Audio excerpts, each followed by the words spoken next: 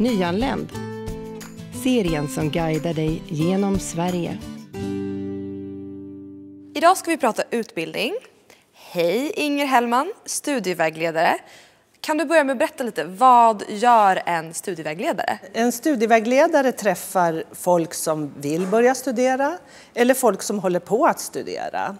För att hjälpa till att informera och planera och vägleda i studierna så att det blir så bra som möjligt.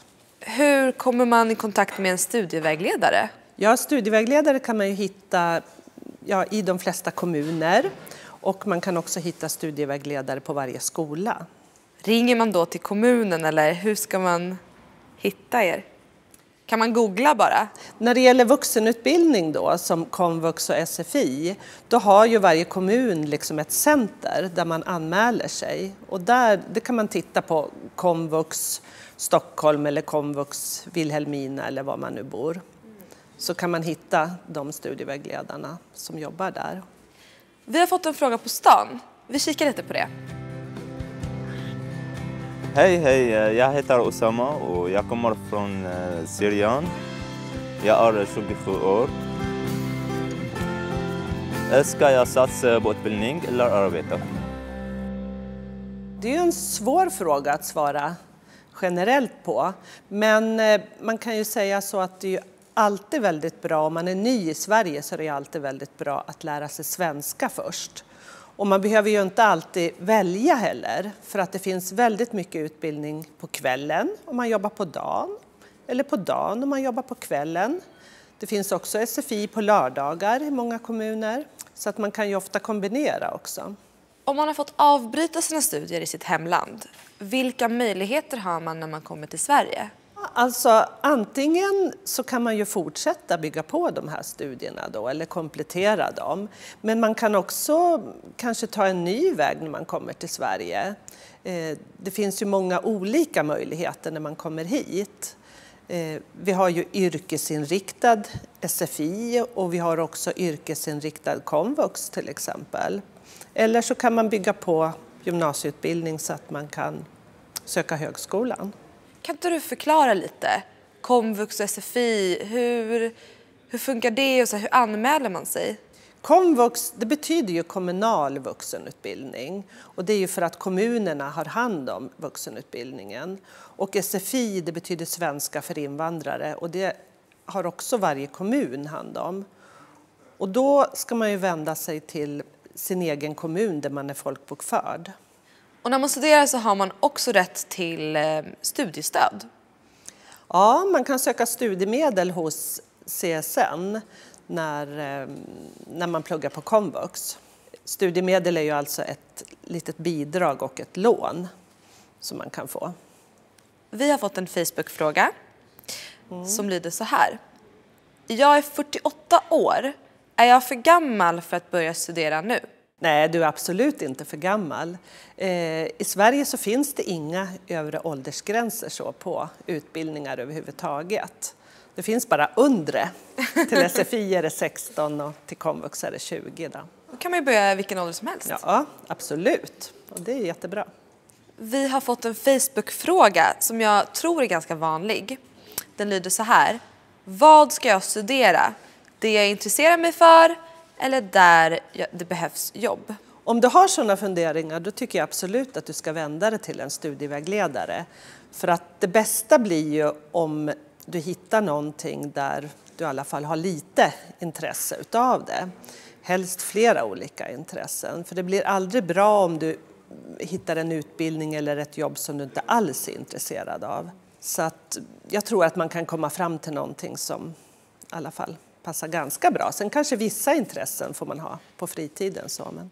Kan vem som helst söka sig till en studievägledare? Ja, alla som funderar på att börja studera eller alla som är inne i studier kan vända sig till en studievägledare. Absolut. Och det är kostnadsfritt? Ja, det kostar ingenting för den enskilda utan det betalas ju via kommunen då eller via skattepengar. Vi har fått en fråga på stan som vi ska kolla på. Jag heter Suzanne, jag är 23 år gammal. Jag kommer från Eritrea.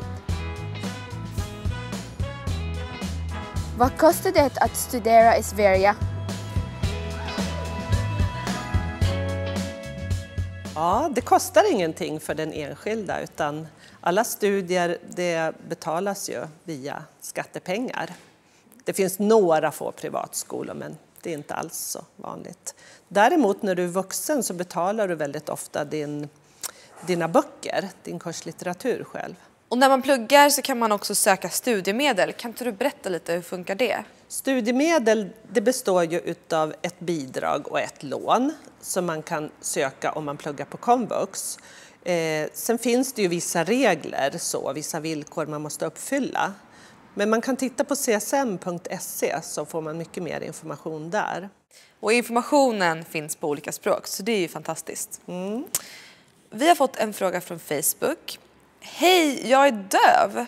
Kan jag studera på komvux?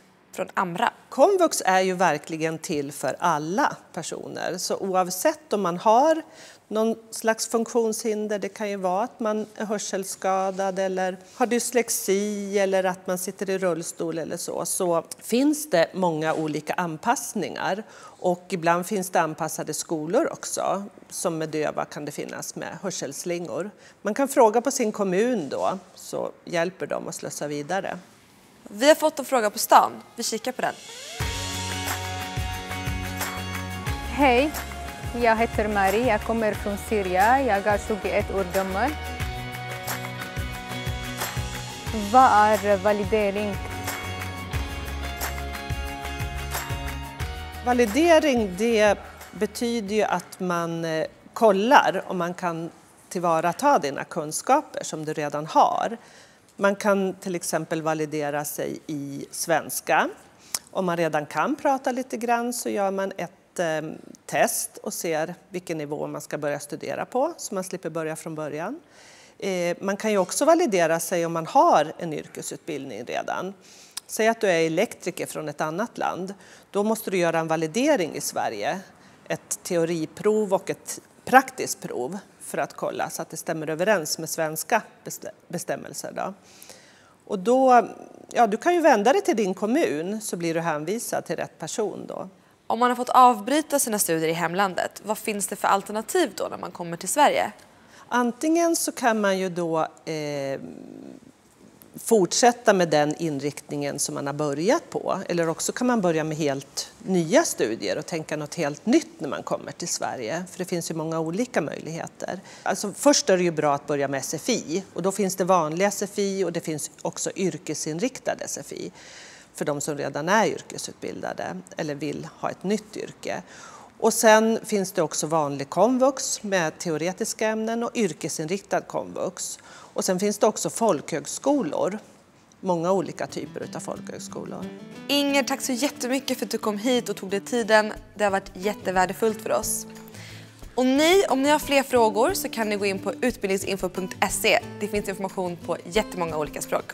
Hej då!